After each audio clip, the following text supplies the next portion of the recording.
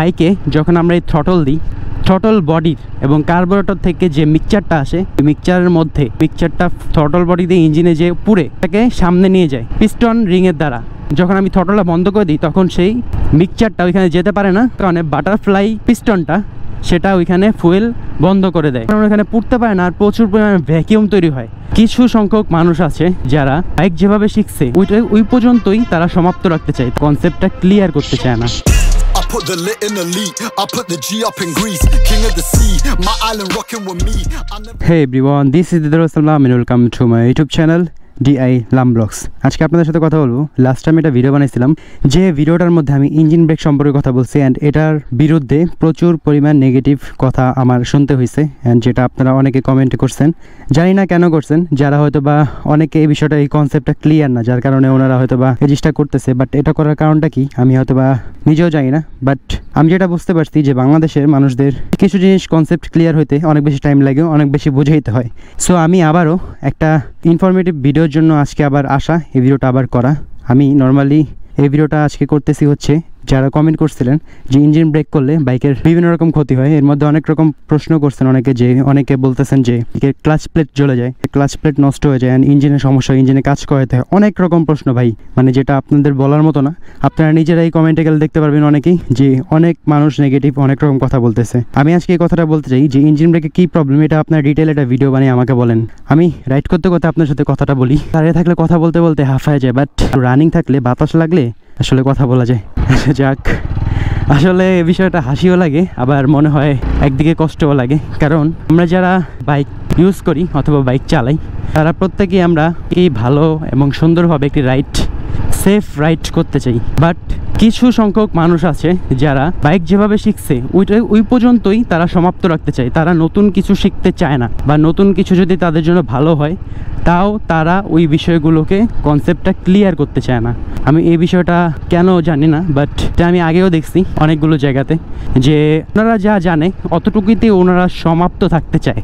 এই বিষয়টা কেন আমি সেটা জানি। আমি আপনাদের কাছে আজকে লাস্ট একটা ভিডিও করতেছি ইঞ্জিন ব্রেক বিষয়ক ভিডিওটা, যে ভিডিওটার মধ্যে আমি আবারও ক্লিয়ার করতেছি একটা বিষয়, যে বিষয়টা হয়তো বা আপনারা বুঝতে চাচ্ছেন না অথবা ইচ্ছা করে বুঝতেছেন না। সো আপনারা যারা ইঞ্জিন ব্রেক সম্পর্কে বুঝেন না, আমি আবারও বলতেছি কথাটা, তারা হচ্ছে বাইকে বিভিন্ন ধরনের, যারা বলতেছেন বাইকে বিভিন্ন সমস্যা হয়। এখন ইঞ্জিন ব্রেকটা মূলত কি? ইঞ্জিন ব্রেকটা হচ্ছে বাইকে যখন আমরা এই থ্রটল দিই তখন আমাদের থ্রটল বডির এবং কার্বোরেটর থেকে যে মিক্সচারটা আসে, যারা কার্বোরেটর বাইকের মধ্যে যে মিক্সচারটা থাকে, ওই মিক্সচারের মধ্যে যে বাতাস অ্যান্ড ফুয়েল মিক্সচারটা থাকে, ওই মিক্সচারটা থ্রটল বডি দিয়ে ইঞ্জিনে যে পুড়ে সেটাকে সামনে নিয়ে যায় পিস্টন রিংয়ের দ্বারা। তো সেটা যখন আমি থ্রটলটা বন্ধ করে দিই তখন সেই মিক্সচারটা ওইখানে যেতে পারে না, আর না যাওয়ার কারণে বাটারফ্লাই পিস্টনটা সেটা ওইখানে ফুয়েল বন্ধ করে দেয়, যার কারণে ওইখানে পুড়তে পারে না আর প্রচুর পরিমাণে ভ্যাকিউম তৈরি হয়, যার কারণে ওই জিনিসটা আপ ডাউন তো করতে থাকে বাট ও পাওয়ার পায় না, যার কারণে ও গোংরাইতে থাকে অ্যান্ড ও ফুয়েল চায়, যার কারণে পিছনের চাকাটা অতিরিক্ত ঘূর্ণয়নটাকে ও স্লো করে আনতে চায়, ও টাইম না আনতে চায় যে না আমি আর যাইতে পারবো না, তুমি সামনে স্লো হো। সো এই তো ছিল মূলত ভিডিও, মানে এটার মধ্যে আমি এটাই বুঝতে চেয়েছি যে একটু সহজ ভাষা, যাতে মানুষের একটু বুঝতে সুবিধা হয়। বাট অনেকে আছে যারা অনেক রকম কমেন্টস করছে যে এই বিষয়টা বোঝেন না আপনি, এটা হয় না, এগুলা এভাবে না। সো আমি তাদের বিরুদ্ধে আসলে কিছু বলতে চাই না। আসলে আমি বলতে চাই যে আপনারা কনসেপ্টটা ক্লিয়ার না, অথবা কনসেপ্টটা ইচ্ছা করে বুঝতে চাচ্ছেন না। বিষয়টা কেন আমি এটা নিজে জানি না, বাট আপনাদের কাছে আমার প্রশ্ন যে আপনারা যে বলছেন অনেকে, আপনারা একটা জিনিস মানবেন না সেটা কোনো সমস্যা না, বাট আপনারা যে বলছেন যে এটা করলে ইঞ্জিনের প্রবলেম হয়, এখন ইঞ্জিনের প্রবলেম কখন হয় এটা আপনি একটু বলেন। আপনাদের আমি বলি, ইঞ্জিনের প্রবলেম তখন হয় বা ক্লাচ প্লেটের প্রবলেম তখন হয় যখন আমরা হাফ ক্লাচ করি। যারা হাফ ক্লাচ করে বাইক চালা অভ্যস্ত, যারা অনেকে আমরা না বুঝে হাফ ক্লাচ করি, অনেক সময় দেখা যায় যে হাফ ক্লাচ করে, এই যে দেখেন আমি যদি হাফ ক্লাচ করি তাহলে কিন্তু বাইকের পাওয়ার মানে গোংরাইতে থাকে, তখনই বাইকের ক্লাচ প্লেটের ঘর্ষণের কারণে ক্লাচ প্লেটটা দুর্বল হয় অ্যান্ড সমস্যা তৈরি হয়। তো এই সমস্যা থেকে আমরা বাঁচার জন্যই নর্মালি হাফ ক্লাচ থেকে সবাইকে বিরত থাকার সাজেশন দিয়ে থাকি। সো এটাই বাইকের প্রপার নিয়ম। অনেকে যারা আছে আপনি যখন ক্লাচটা বেশি ধরবেন তখনই কিন্তু আপনার ক্লাচের ঘর্ষণটা বেশি হচ্ছে। আপনারা এর জন্য ইঞ্জিন ব্রেক করলে, ইঞ্জিন ব্রেক যারা করে, যারা নর্মালি শুধু ব্রেক ধরে, হ্যান্ড ব্রেক অ্যান্ড পায়ের ব্রেক, তাদের কিন্তু ক্লাচটা কম ধরা পড়ে। আর ক্লাচ যত কম ধরা পড়তেছে তত কিন্তু বাইকের সমস্যা কম হচ্ছে, তত ক্লাচের ঘর্ষণটা কম হচ্ছে, ক্লাচটা ফ্রিলি চলতে পারতেছে ওর মতো, ওকে বারবার ধরা হচ্ছে না। তো এই ছিল মূলত, আমি এটাই বুঝাইছিলাম, যেটার মধ্যে আপনারা হয়তো বা অনেকে বুঝেন নাই, নেগেটিভলি নিয়েছেন অনেকে। আবার অনেক মানুষ আছে যারা বুঝতে পারছেন, যারা প্রপার বিষয়টা বুঝেন, তাদের জন্য তো অবশ্যই ভালো, কারণ তারা সুন্দরভাবে বাইকটাকে তাদের ডেস্টিনেশনের আগে থামাইতে পারতেছে অথবা কাজ করতে পারতেছে। আপনারা যারা জিনিসটা মানতেছেন না, ইচ্ছা করে তারা যারা হচ্ছে নেগেটিভ রিভিউ দিচ্ছেন, নেগেটিভ কমেন্ট করছেন, যারা বুঝতে চাচ্ছেন না, তাদের জন্য আমার একটাই কথা, আসলে যারা একটা কথা সবসময় মনে রাখবেন যে ঘুমন্ত মানুষকে জাগানো পসিবল, বাট ঘুমানোর ভান করা মানুষকে কোনো দিনও কিন্তু জাগানো সম্ভব। সো আপনাদের ক্ষেত্রেও এটাই, যে আপনারা ঘুমানোর ভান করতেছেন, আপনারা রিয়েলি ঘুমাচ্ছেন না। সো আপনারা ইঞ্জিন ব্রেক সম্পর্কে বুঝতে চেয়েও ইচ্ছা করে বুঝতেছেন না, আপনারা নেগেটিভ দিচ্ছেন। সো আপনাদের বিরুদ্ধে আমি আর কোনো কথা বলছি না। সো যাদের আমার ভিডিওটা ভালো লাগবে তারা অবশ্যই আমার ভিডিওতে অবশ্যই লাভ দেয় অ্যান্ড তাদের অলওয়েজ আমার প্রতি সাপোর্ট থাকে। আর যারা থাকবে না তারা অবশ্যই সবসময় নেগেটিভ কমেন্টস করবে আর সবসময় নেগেটিভই থাকবে। তারা কোনো দিনও, আমি যত কিছু ভালো কিছুই বোঝানোর চেষ্টা করি তাদের জন্য বা যাই করি, তাদের জিনিসটা খারাপই লাগবে। সো আমি মূলত এটাই বোঝানোর চেষ্টা করছি, অ্যান্ড যেটা আপনারা মেনলি ভুল ভাবছেন। ইঞ্জিন ব্রেকের আরও কিছু সুবিধা আছে, যেটার মধ্যে হচ্ছে আমি ইঞ্জিন ব্রেকের অসুবিধার কথাও কিন্তু ওই ভিডিওতে বলছিলাম, যে ইঞ্জিন ব্রেকে কিন্তু আপনার চেন স্পকেটটা ক্ষয় হচ্ছে, সামনে চেন স্পকেটটা 8 থেকে 10,000-এর ভিতরে আপনার চেঞ্জ করতেই হবে। আর চেনটা আপনার ধরেন 17-20 হাজার চালাতে পারলে আপনি এখান থেকে 2,000 লেস করে দেন। 2,000 লেস করলে যত থাকে সেটা হচ্ছে আপনার ফাইনাল পরিমাণ চালাইতে পারবেন, যখন 17-18 হাজার চালাইতে পারবেন আপনি। সো এটাই হচ্ছে মূলত ইঞ্জিন ব্রেকের টোটাল বিষয়টা। এটাই বারবার বুঝাইছিলাম, অ্যান্ড এই জিনিসটা বুঝতে যেয়ে আপনারা শতবার এটার বিরুদ্ধে গেছেন অ্যান্ড এটা বুঝতে পারেননি। সো হয়তো বা এটা আমি আমার ব্যর্থতাও ধরে নিতে পারবো, অথবা এটাও ধরে নিতে পারবো যে যারা না বোঝার তারা কোনো দিন বুঝবে না, আর যারা আমার বোঝার তারা কিন্তু ঠিকই বুঝতে পারছে, অ্যান্ড তাদের আমি বুঝতে সক্ষম হয়েছি। আমার 100 জন দরকার নেই, আমার 5 জনই এনাফ, যারা বোঝের তারা 5 জনই এনাফ। সো আশা করি আমার কথাগুলো আপনারা নেগেটিভ নেবেন না। আর যদি আপনারা যারা আমাকে ভিডিওগুলো দেখেন, যারা আমাকে সাপোর্ট করেন, তারা অবশ্যই আমার সাথে থাকবেন, এতটুকু বিশ্বাস আমার আছে। সো এটাই ছিল মূলত, আমি এই বিষয়গুলো আপনার সাথে শেয়ার করার জন্য আজকে বের হওয়া। কোনো রকম এমন কিছু না, নতুন কোনো ভিডিও বানানোর জন্য না, নর্মালি আপনাদের সাথে কমেন্টসগুলো দেখার পরে আমার মনে হলো এই বিষয়ে আরেকটা ভিডিও বানানো উচিত। এই ভিডিওতে আমি আপনাদের এই বিষয়গুলো বলবো। আর যারা হচ্ছে আমরা ওই ভিডিওগুলো ইঞ্জিন ব্রেকটা ইউজ করি, ইঞ্জিন ব্রেকের প্রপার ইউজ করি, তারা আমরা অবশ্যই ভালো করে জানি যে ইঞ্জিন ব্রেকের ফলে কিন্তু আমাদের মাইলেজটাও অনেক বেশি ভালো পাওয়া যায়। মাইলেজ আমরা নর্মালি যেমনটা পাই তার থেকে অবশ্যই আমরা বেশি পাই, কারণ আমাদের ক্লাচ যত কম ধরা পড়ে ততই কিন্তু আমাদের ইঞ্জিনের প্রতি প্রেশার কম পড়ে, অ্যান্ড নতুন করে প্রেশার দেওয়া লাগে না ওর। সো আমাদের প্রত্যেকটা ক্ষেত্রে আমরা দেখতেছি যে ইঞ্জিন ব্রেকের প্রপার ইউজটা আমাদের অনেক বেশি গুরুত্বপূর্ণ হয়ে দাঁড়াইছে। আর আপনারা যা স্লিপার ক্লাচের কথা বলছেন, স্লিপার ক্লাচের কথা আমি এই কারণে, অনেকে বলতেছেন যে স্লিপার ক্লাচ ভাই এখনকার নতুন গাড়িতে স্লিপার ক্লাচ আছে, সো এখানে আপনি কেন ইঞ্জিন ব্রেকের কথা বলতেছেন? আরে ভাই, আমি এটা কথা ক্লিয়ার করি, স্লিপার ক্লাচ এটা অ্যাড করা হয়েছে, এটা এমন একটা জিনিস যেটার মাধ্যমে আপনি নর্মালি সাইকেল দিয়ে ভাবেন, আপনি সাইকেলে যখন প্যাডেল দেন তখন প্যাডেল দিয়ে ছেড়ে দেন, চাকাটা কিন্তু ঘুরতে থাকবে। এটা শুধু হায়ার সিসি বাইকের ক্ষেত্রে ঝামেলাটা হয়েছে। যেমন হায়ার সিসি বাইকের মধ্যে অনেক সময় কর্নারিং করার সময় যারা রেস করে ওই সব বাইকের ক্ষেত্রে, যে বাইকগুলো রেসিং পারপাসে পাঠানো হয়, ওই বাইকগুলোতে দেখা যায় যে হঠাৎ করে ডাউন শিফট করে দিলে ওগুলার অনেক বেশি প্রেশার থাকে, যেমন 200-250 স্পিডেও থাকে। সো ওগুলোর ক্ষেত্রে ইঞ্জিন ব্রেকটা একটু রিস্কি হয়ে যায় হায়ার সেগমেন্টের, অতিরিক্ত হায়ার সেগমেন্টের বাইকগুলো। বাট টপ স্পিডে না, টপ স্পিডের টপ গিয়ারে থাকলে তখন সমস্যা না, বাট গিয়ারটা যারা অনেক ক্ষেত্রে কর্নারিং সময় স্লিপ কাটতে পারে, যার কারণে ওরা স্লিপার ক্লাচ ব্যবহার করে শুধুমাত্র হায়ার সিসি বাইকের ক্ষেত্রে। বাট এখন কিছু এই সেগমেন্টের বাইকগুলোর মধ্যেও আসছে বাংলাদেশের মধ্যে, যেগুলোর মধ্যে স্লিপার ক্লাচ ইউজ করা হয়, যেহেতু নতুন টেকনোলজি, সো ইউজ করাটা বেটার, এটা আমি মানছি। বাট আমার কথা হচ্ছে স্লিপার ক্লাচটা হচ্ছে আপনার বাইকটা যাতে না পড়ে যায় এর জন্য ইউজ করা হয়। বাট আমরা যেসব বাইকগুলো বাংলাদেশ অ্যান্ড যেসব বাইকগুলো ইউজ করি, যেমন 200-300 সিসির ভিতরে, 200-250 সিসির ভিতরে, তাদের জন্য না এই জিনিসটা খুব বেশি ম্যান্ডেটরি না।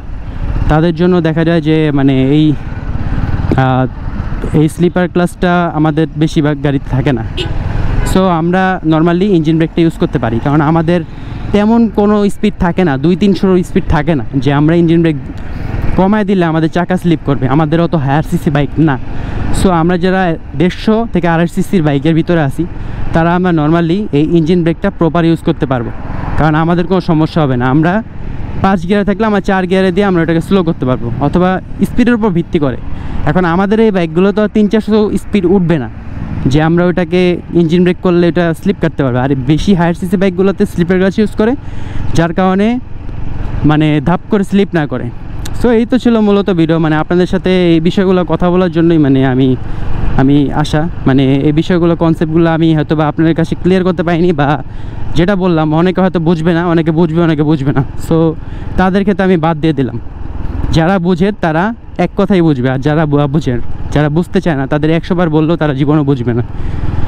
সো মানে মূলত এই বিষয়ে ভাবলাম আপনাদের সাথে একটু শেয়ার করি, মানে এটা শেয়ার করা বেশ দরকার হয়ে পড়ছে, কারণ কমেন্টসগুলো খুব খারাপ লাগছিল যে মানুষ কেন বুঝতে চাচ্ছে না মানে আমাদের সেগমেন্টের বাইক। আমি এটা বোঝানোর জন্য বলছিলাম কাওয়াসাকি, কজ ওগুলো টপ স্পিডের মধ্যে ইঞ্জিন ব্রেক ইউজ করা পসিবল, বাট এখন যেহেতু স্লিপার ক্লাচ আসছে, সো এখন হয়তো বা ওটা সম্ভব না। বাট আগে মানুষ যেগুলো ইউজ করতো হায়ার সিসি বাইকগুলো, ওগুলোর মধ্যে অবশ্যই ইঞ্জিন ব্রেকটা ইউজ করতো।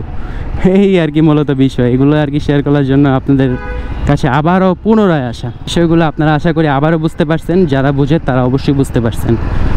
আর এই বিষয়গুলো আমি আর কোনো ভিডিও বানাচ্ছি না, যারা বুঝতে পারছেন তারা আশা করি বুঝতে পারছেন, আর যারা বুঝেন নাই তারা কোনোদিনও বুঝবেন না, এতটুকু আমি শিওর।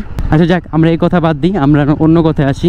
নর্মালি যেহেতু ঘুরতে বেরিয়েছি, ইদানিং ঘরে থাকলে যে পরিমাণ গরম লাগে, এই গরম থেকে বাঁচার জন্যই মূলত এখন বিকালের দিকে বের হওয়া।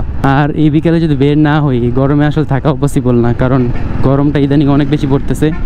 আর এর জন্য দেখেন ইদানিং আমি বের হইলে হ্যান্ড গ্লাভস টাভস সব কিছু পরে বের হইতেছি, কারণ এই গরমের মধ্যে এই যে হাতের এগুলো না পুড়ে যায়, আর এগুলো পুড়লে হয় কি রাতের বেলা জ্বলে, অ্যান্ড জ্বললে প্রচুর পরিমাণ খারাপ লাগে, যার কারণে মূলত মানে এগুলো পরা।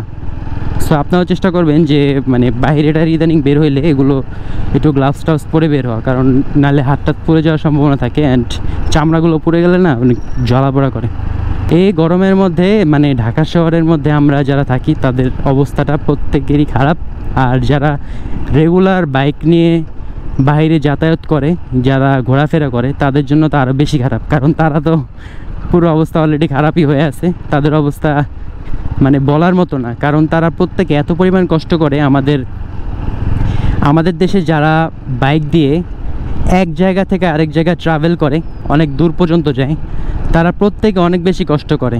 তারা চায় একটু ফাস্টলি তারা এক জায়গা থেকে আরেক জায়গায় মুভমেন্ট করতে পারে, যার কারণে তারা গাড়িটাকে ইউজ করে না, তারা বাইকটাকে ইউজ করে, যেহেতু এটা দিয়ে ফাস্টলি এক জায়গা থেকে আরেক জায়গায় যাওয়া পসিবল।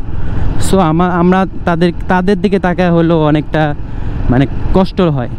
আর ইদানিং শুনতেছি যে মাওয়া এক্সপ্রেস হাইওয়েটা বন্ধ হওয়ার একটা পসিবিলিটি আছে বাইকারদের জন্য।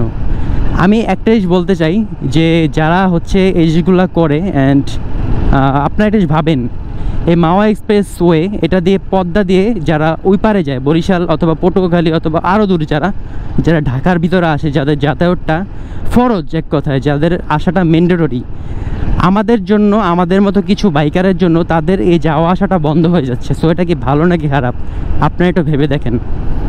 যারা হচ্ছে রেগুলার একটা জায়গা থেকে আরেকটা জায়গায় যাতায়াত করে নিজের সুবিধার জন্য, নিজের বাস্তব জীবন পরিচালনা করার জন্য, তারা আমাদের জন্য, আমাদের মতো কিছু বাইকার আছে যারা হচ্ছে ওইখানে যে রেসিং করার জন্য, বিভিন্ন ধরনের অ্যাক্সিডেন্ট করার জন্য সরকার যে পদক্ষেপগুলো নিচ্ছে, যেটা বন্ধ করে দেওয়ার একটা পরিকল্পনা নিচ্ছে, এটা বন্ধ করলে তাদের জন্য কী এক পরিমাণে ইফেক্ট পড়বে সেটা আপনারা একটু ভাবেন। সো এই জিনিসগুলো ভাবলে না আপনারা বুঝে যাবেন যে এটা আমরা কি ভালো করি না খারাপ করি। তারা এগুলো করে, তাদের আমি মানে অনেকবার অনেক বিরত অনেক কথাই বলছি যে আপনারা এগুলো হচ্ছে তাদের জন্য হলেও এগুলো থেকে বিরত থাকেন। আর যা আসলে কার কথা কে শুনে, যার করা সে এমনিই করে, এগুলো আসলে কোনোদিন বোঝে না। ওই যে শেষ সমাপ্তি হচ্ছে ওই যে সেই অ্যাক্সিডেন্টটা পর্যন্ত, ওই যে অ্যাক্সিডেন্টটা করে না, এরপরে তারা অটোমেটিক বুঝে যায়, মানে এরপরে ভালো হয়, বাট আগে বুঝে না। সমস্যাটা ওই জায়গায় আর কি, আমাদের মেন্টালিটিতে সমস্যা। যাক, অনেক কথা বলে ফেলছি, অনেক যে কোনো রকম আমার কোনো কথা খারাপ লেগে থাকে তাহলে অবশ্যই অবশ্যই অবশ্যই আমারকে মাফ করে দিবেন অ্যান্ড ক্ষমার দৃষ্টিতে দেখবেন। আমার ভুল হইতেই পারে, ভুল মানুষের দ্বারাই হয়। যদি আমারও ভুল হয়ে থাকে তাহলে অবশ্যই আমাকে ক্ষমার দৃষ্টিতে দেখবেন। অ্যান্ড আজকে তাহলে ভিডিওটা এই পর্যন্ত থাক। তাহলে হোপ রাখতেছি ভিডিওটা ভালো লাগছে। আর যদি আমার এই ভিডিওটা ভালো লেগে থাকে তাহলে অবশ্যই অবশ্যই অবশ্যই ডিআই লাম ব্লগস চ্যানেলে সাবস্ক্রাইব করে হয়ে যাবেন আমাদের ফ্যামিলি মেম্বার। আর আমার ভিডিওটা অনেকে দেখেন যারা হচ্ছে সাবস্ক্রাইব করেন না, হয়তো বা অনেকে কমেন্টসও করেন, যারা অনেকে সাবস্ক্রাইব করেন না তাদের আমি প্লিজ প্লিজ প্লিজ অবশ্যই আমার এই ভিডিওটা সাপোর্ট করে, এই চ্যানেলটাকে সাপোর্ট করে অবশ্যই আপনারা আমি চেষ্টা করবো আপনাদের রেগুলার ভিডিও কন্টেন্ট দেওয়ার। আর আপনারা সাপোর্ট দিলে আমি অবশ্যই ইনশাল্লাহ পারবো। সো আজকে ভিডিওটা তাহলে এই পর্যন্ত থাক। অনেক কথা বলছি, অনেক খারাপ কিছু বলছি, অনেক ভালো কিছু বলছি। যদি খারাপ লেগে থাকে তাহলে অবশ্যই ক্ষমা দৃষ্টি থাকবেন। তাহলে আজকে ভিডিওটা এই পর্যন্ত থাক। হোপ রাখতেছি ভিডিওটা ভালো লাগছে। আর যদি আমার এই ভিডিওটা ভালো লেগে থাকে তাহলে অবশ্যই অবশ্যই অবশ্যই ডিআই লাম ব্লগস চ্যানেলে সাবস্ক্রাইব করে হয়ে যাবেন আমাদের ফ্যামিলি মেম্বার। তাহলে দেখা হচ্ছে আবারও পরবর্তী নতুন কোনো ভিডিও। ততক্ষণ পর্যন্ত টেক কেয়ার, আল্লাহ হাফিজ। I put the lit in elite, I put the G up in Greece, king of the sea, my island rocking with me, I never needed a scene.